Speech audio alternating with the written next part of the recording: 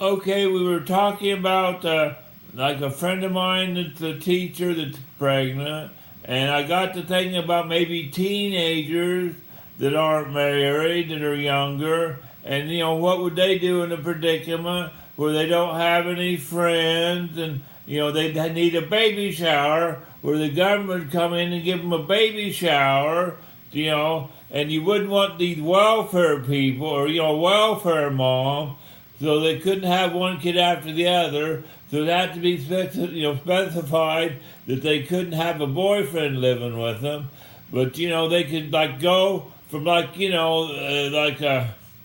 and chances are you'd have to pay them like the minimum wage like McDonald's to $60 an hour, and I don't know what it'd be from the time they got pregnant because they couldn't work because they'd be getting sick until the time the kid would go to like a preschool or something, which may be 3 years old, and chances are, because they wouldn't be working, you'd have to give them a rental car, and you'd have to give them like the car seat for the kid because you got to have the special car seat when they leave the hospital, and all the baby diapers and all the formula because a teenager just starting out couldn't afford it, even though you're paying them the minimum wage for McDonald's, and they'd have to be close to a city that could supply them with the rental place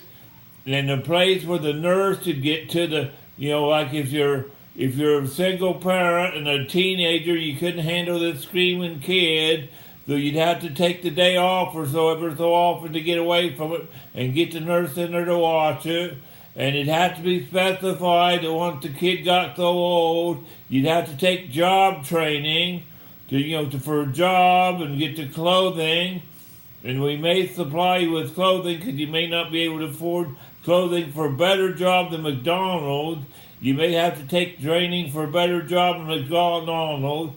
And while you may watch a kid, you may go to college because I'll pay you to go to college. So while the kid's in this younger age, after the kid gets into school, I may pay you to go to college. It may be specified that after the kid gets to school, you may go to college. That won't be one of the things, may not, maybe, depending on how they rate you on your whatever, I don't know what they call the intelligence test, whether you're intelligent enough to go to college.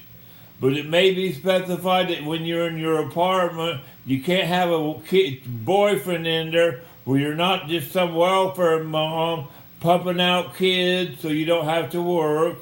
It may be specified that you don't have some boyfriend sliding in there.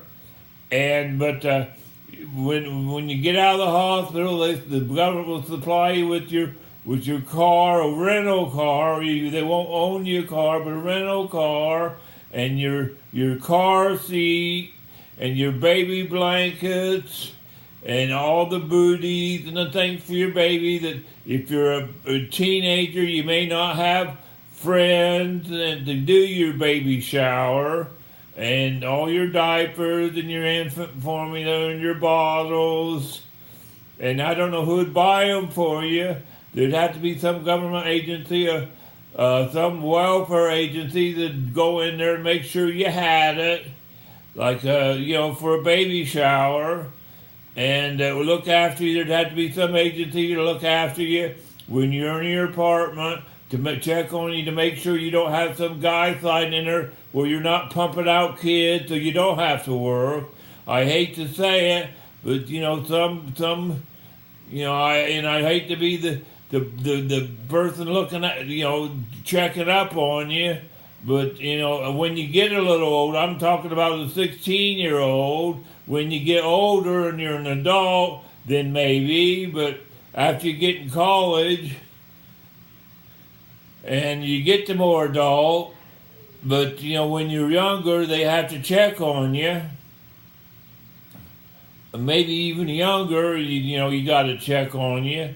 But when you're younger and you got to have a baby shower, the government would give you a baby shower. Thank you.